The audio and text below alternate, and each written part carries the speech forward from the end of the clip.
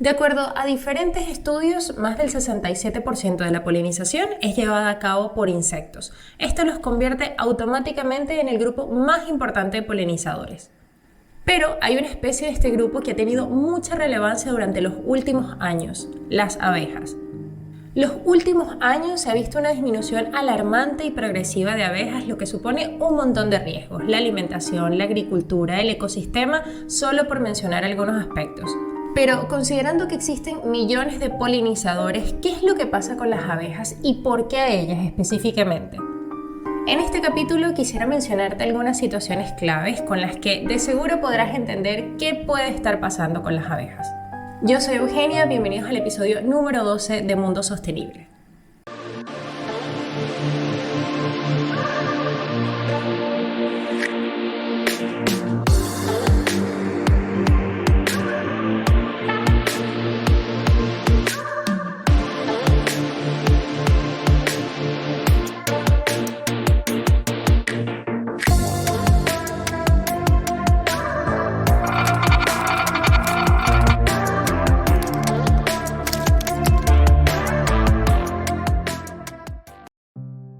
Primero tenemos que recordar cómo es la reproducción en las plantas.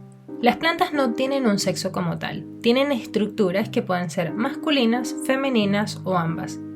Al mismo tiempo, y dependiendo de la función, se pueden diferenciar entre sexuadas, las plantas que tienen individuos como órganos masculinos o femeninos, las monoicas, que se refiere a la planta que tiene los mismos sexos en sí misma, pero ojo, no siempre se autopoliniza. También, dependiendo del comportamiento, nos podemos encontrar con plantas que tienen flores y las que no tienen. Lo interesante es que tanto las sexuadas, monoicas, las que tienen flores o no, todas necesitan de la polinización, es decir, de la transferencia del polen hasta el estigma de la flor, ya que allí se forman las semillas. Como lo mencioné al inicio, un 67% de la polinización es realizada por insectos. Pero ¿qué pasa con el otro 33%? Bueno, pues pueden pasar muchas cosas, ya que no solo hay polinización por insectos. De hecho, existen dos grandes tipos de polinización, de acuerdo a quién lo haga, si las personas o la propia naturaleza. Si hablamos de la polinización natural, tenemos la polinización entomófila, que es la típica que conocemos en donde los insectos hacen el trabajo. Por mencionar algunos de estos insectos: abejorros, abejas, escarabajos, polillas, avispas o mariposas. La polinización zoófila, que se da como consecuencia de la acción de animales polinizadores como los colibríes, murciélagos, ratones, moscas y hasta monos. La polinización anemófila, que es la que se hace por el aire o el viento, y la polinización hidrófila, que es la que se hace a través del agua. También existe la polinización artificial, la cual se emplea normalmente cuando no hay polinizadores en esa época del año o en esas zonas, o donde simplemente los que hay no son suficientes para alcanzar los diferentes objetivos de producción y desarrollo que se tienen. Algunas polinizaciones artificiales son la polinización manual, que se hace cuando se pueden ver los órganos reproductivos de las plantas. Normalmente se usan pinceles que ayudan a transferir el polen de la flor masculina a la femenina. También está la polinización por viento, donde se pueden utilizar ventiladores para que el polen viaje de una planta a otra. Y la polinización por insectos artificiales. A mi parecer, una de las ideas más absurdas, pero al mismo tiempo increíble. Básicamente hablamos de robots que simulan ser un polinizador natural. A propósito de esto, en el 2018 un grupo de científicos en Países Bajos estaba trabajando en un proyecto de abejas robots que podían mover sus alas en 360 grados y alcanzar una velocidad de hasta 24 km por hora. Y en esta misma línea, pero para el 2023, se supo de otro robot, creado en el sur de Finlandia, inspirado en las semillas de diente de león. Este robot es descrito como sensible a la luz y se puede adaptar manualmente a la dirección y fuerza del viento. Por supuesto, ambos proyectos costosísimos y con una inversión de tiempo insuperable. En ambos proyectos los científicos no lograron desarrollar con precisión el movimiento, aterrizaje o vuelo de las abejas. De hecho, no pude encontrar si alguna de estas dos ideas se puso realmente en práctica en algún momento. Me dio la impresión de que esto seguía en desarrollo. Entonces, de acuerdo a este resumen, si existen diferentes medios para polinizar o existen diferentes medios polinizadores, ¿qué es lo que pasa con las abejas? ¿Por qué se pide con tanta vehemencia que sean protegidas? Las abejas son caracterizadas por ser excelentes polinizadores por su anatomía y eficacia, además de ser productoras incomparables de miel. En 1965, apicultores de algunos países de Europa y América empezaron a ver una progresiva disminución de abejas y sus colmenas, pero fue en el año 2006 donde se registró una mortalidad descontrolada de abejas en algunas zonas de Estados Unidos. Este colapso solo duró semanas, pero causó la desaparición del 50% al 90% de las colmenas. Esta época es conocida como el síndrome de colapso de las abejas, o CCD por las siglas en inglés de Colony Collapse Disorder. Según la Sociedad Latinoamericana de Investigación de Abejas, conformada por más de 2.000 apicultores de 17 países de Latinoamérica, actualmente en Colombia, Brasil, Chile, Argentina y Bolivia, los apicultores pierden anualmente entre un cuarto y la mitad de sus colonias. El panorama en Europa no es mejor, ya que los apicultores enfrentan batallas con las legislaciones para encontrar una solución mientras se siguen registrando pérdidas de colmenas enteras. En los últimos años en España se ha visto una disminución de la población de abejas melíferas en un 30%, mientras que en Francia los apicultores han informado de pérdidas del 50% de sus colmenas durante el invierno de 2020 al 2021. Ahora bien, y para contestar la pregunta ¿por qué se pide la conservación de estas si hay otros polinizadores? La verdad es que no tengo una respuesta para esta pregunta, pero sí una hipótesis y es la siguiente. Como las abejas están ligadas al comercio de miel y el crecimiento de la agricultura, para mí quizás suena lógico que la muerte masiva de muchas abejas tendrá un impacto más alarmante y vistoso que el de, por ejemplo, muertes masivas de mariposas o polillas, ya que estos últimos no tienen relación a alguna industria o comercio directamente, como si pasa en el caso de las abejas.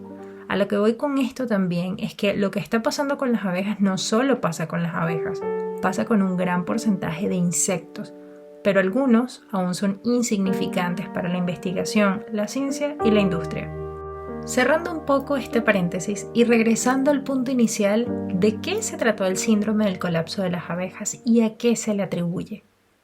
Partamos con la idea de que los sistemas tradicionales de cultivo se han asociado normalmente con altos índices de biodiversidad y también con funcionamientos ecológicos autónomos e independientes. Sin embargo, la poca rentabilidad de los sistemas tradicionales limita la cantidad de producción y están siendo reemplazados progresivamente por sistemas industriales. Los sistemas industriales han aportado los mayores rendimientos agrícolas a través del uso de agroquímicos y la tecnificación de los procesos. Según organismos como la Asociación Empresarial para la Protección de las Plantas, AEPLA, hasta el 40% de la producción anual de cultivos se sigue perdiendo por plagas. Por ende, las industrias casi en su totalidad defienden el uso de agroquímicos, pues se reducen costos de pérdida. Aún así, no por esto podemos negar los problemas asociados a su uso. Uno de los más importantes ha sido el uso de los PQUA, plaguicidas químicos de uso agrícola, los cuales han sido relacionados directamente con la muerte de abejas, muchos insectos más y realmente con consecuencias hacia todos los seres vivos. Se han evidenciado residuos de plaguicidas en mieles de abejas. Entre 1998 y 2011, las intoxicaciones por consumo indirecto de plaguicidas fue de 4.835 casos y en el 2017 las intoxicaciones aumentaron a 8.400 personas. Marcela Celis Santos, bióloga de la Universidad de los Andes en Colombia y doctora en estudios ambientales de la Universidad de California, en su informe Conflictos socioambientales en el sur global, hace referencia a la cantidad de agroquímicos usados en los diferentes cultivos por hectárea y en algunas regiones de Colombia, los cuales se pueden apreciar entre paréntesis al lado del nombre del fruto o vegetal. Sencillamente impresionante. Creo que es necesario hacer un paréntesis pequeñito para entender quizás la dimensión que tienen estos plaguicidas. Recordemos que el término plaguicida se usa para referirse a los productos químicos que destruyen la plaga, pero es que hay muchos tipos de acuerdo al propósito que tengan. Los herbicidas contra las malas hierbas, los insecticidas contra insectos, los fungicidas contra hongos, los nematocidas contra los nematodos, parásito, los rodenticidas contra las ratas. Si bien hay conciencia de plaga y de las posibles pérdidas que existen en estos cultivos, los plaguicidas químicos de uso agrícola representan una amenaza en manos de quienes no saben cómo usarlo y de quienes, por supuesto, no tienen una verdadera ley que los regule o los fiscalice. El mal uso de un plaguicida debería ser considerado como un delito, ya que los problemas pueden surgir cuando la aplicación de estos es excesiva, cuando la aplicación se hace en etapas indebidas durante el crecimiento de la planta, cuando los químicos no están regulados apropiadamente o cuando se mezclan distintos productos en una misma aplicación. Hay mucha controversia con el uso de los insecticidas, pero hay un compuesto en especial conocido como neonicotinoides, al cual se le han atribuido muchos daños. Un artículo publicado por la revista Science en el 2017 explica cómo la exposición permanente a este agroquímico afecta la salud de las abejas cercanas a los cultivos de maíz. Cuando este plaguicida entra en contacto con los insectos, afecta la capacidad reproductiva y ataca el sistema nervioso central, causándoles temblores, espasmo y en última instancia una parálisis que los mata. Los residuos de estos insecticidas son absorbidos también por las plantas, que no necesariamente sean parte de este plan inicial, y es tan resistente que puede permanecer por años en ella. Esto representa un problema mortal para todos, los polinizadores, quien hace las aplicaciones en los sembradíos o para quien finalmente los consume. La regulación y el uso de neonicotinoides varía de acuerdo a los países y regiones. En la mayoría de países europeos su uso no es permitido. Opuesto a esto el caso de Latinoamérica, en donde falta eficacia en los sistemas de cuidado. En México, por ejemplo, a pesar de que los neonicotinoides son aceptados bajo ciertos criterios, se han adoptado medidas para reducir su uso. En el 2018, el gobierno mexicano prohibió el uso de estos insecticidas en cultivos de algodón y en el 2019 se anunció una prohibición gradual en el uso del maíz. Sin embargo, investigando acerca del tema me topé con esta noticia.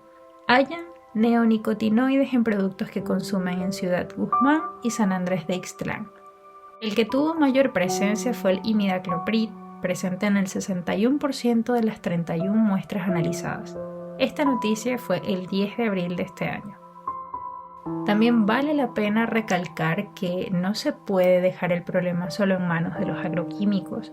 Hay más causas que afectan la supervivencia de los insectos, como la desaparición de las fuentes de alimentación, temperaturas extremas, deforestación, cambio climático, monocultivos, entre muchos otros. En contracara a esto, hay muchas iniciativas generando cambios.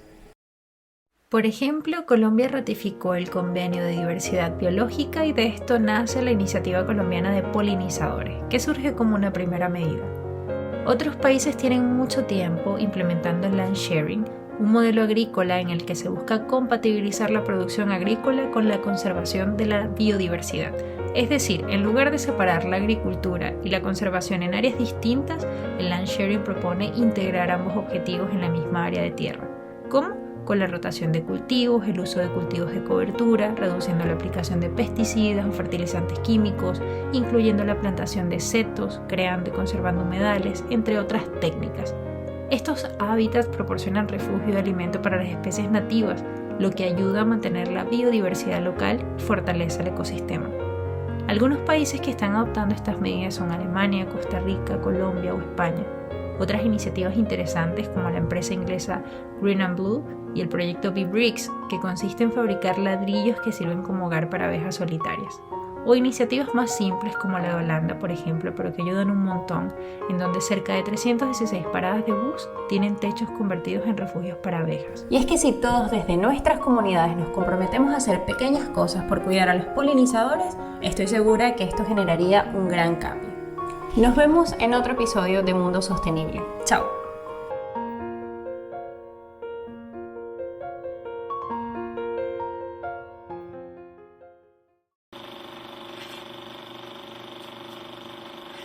Quiere verlo acá.